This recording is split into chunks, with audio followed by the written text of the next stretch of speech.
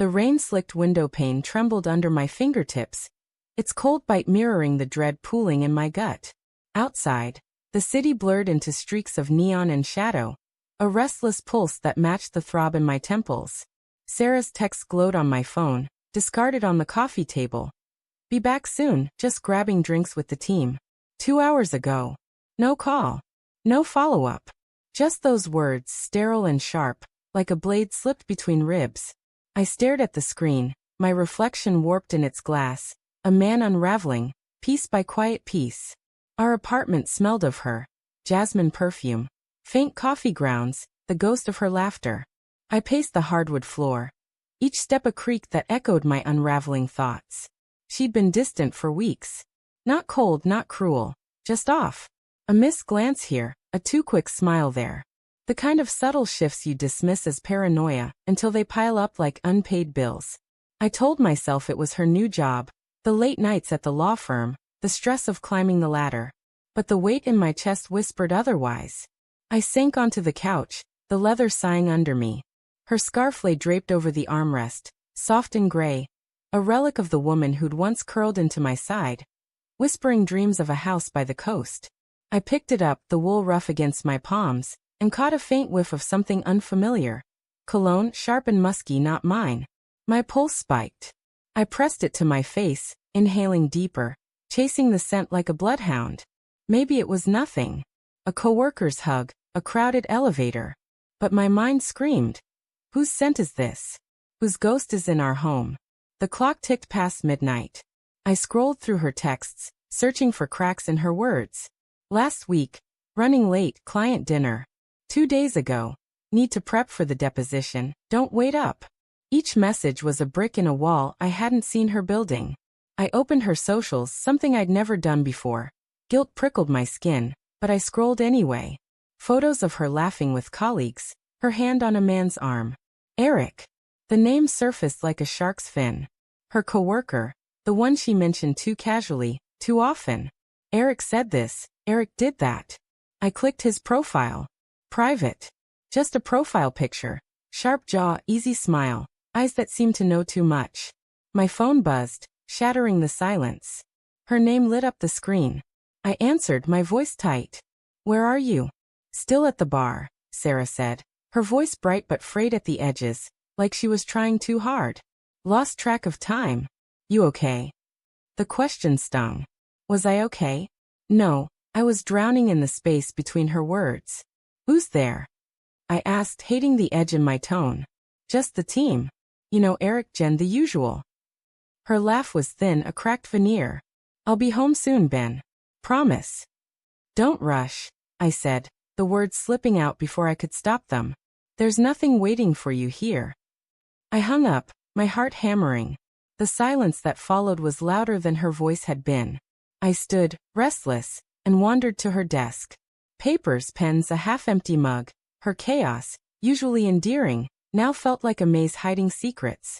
I opened her laptop, the screen waking to a password prompt. I tried her usual. Our anniversary, her dog's name. Nothing. My fingers hovered, then typed Eric. The screen unlocked. My stomach lurched. Her email was open.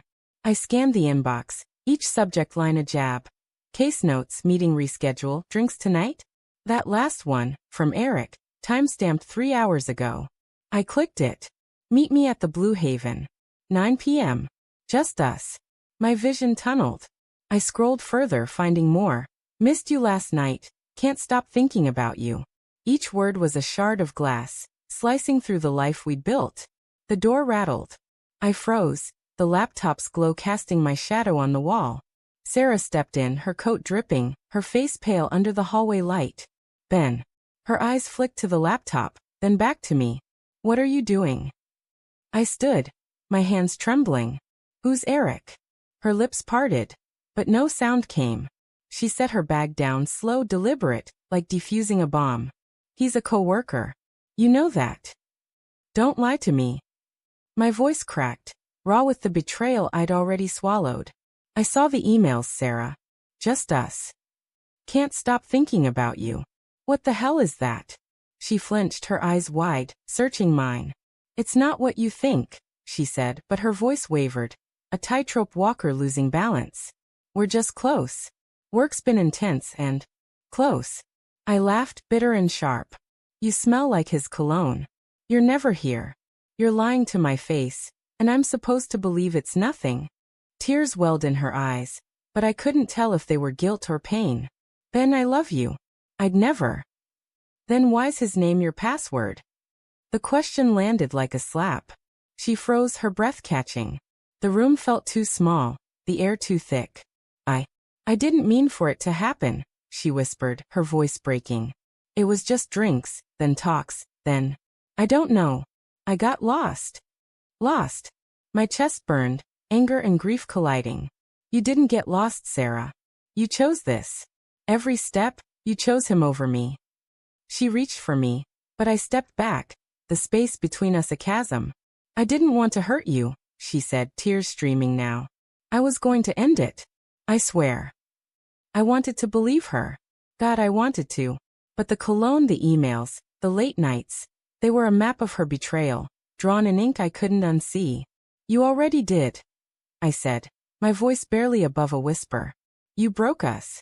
She sank to the floor, sobbing, her hands clutching her coat like a lifeline. I stood there, hollow, watching the woman I loved unravel.